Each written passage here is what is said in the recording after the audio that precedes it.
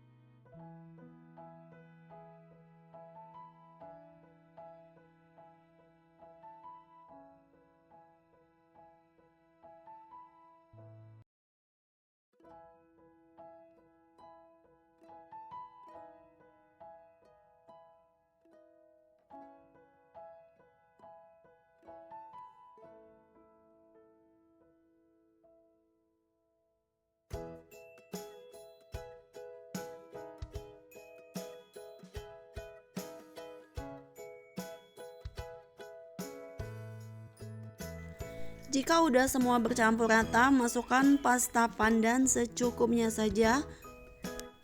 Lalu aduk kembali sampai semua pasta bercampur rata, lalu berubah warna menjadi hijau.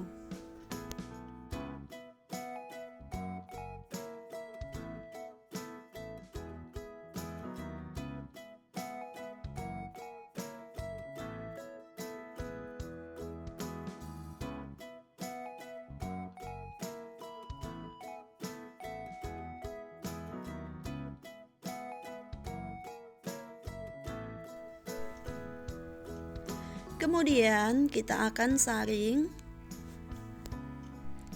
biar tidak ada gumpalan yang tersisa.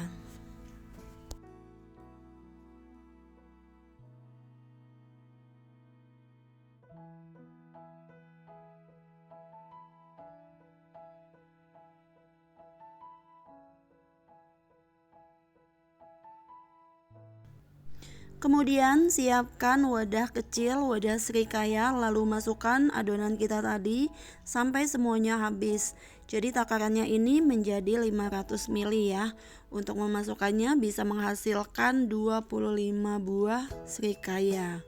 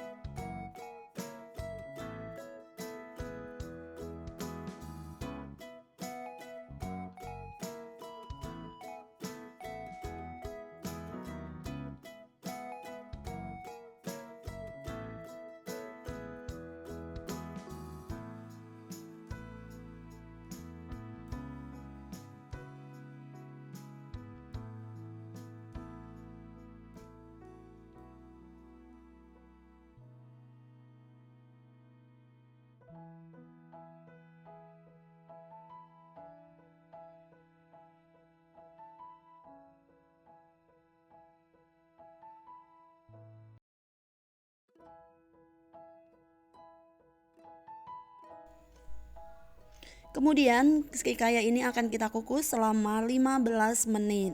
Setelah 15 menit hasilnya seperti ini. Ini udah siap kita angkat ya. Lalu kita sajikan saat dingin.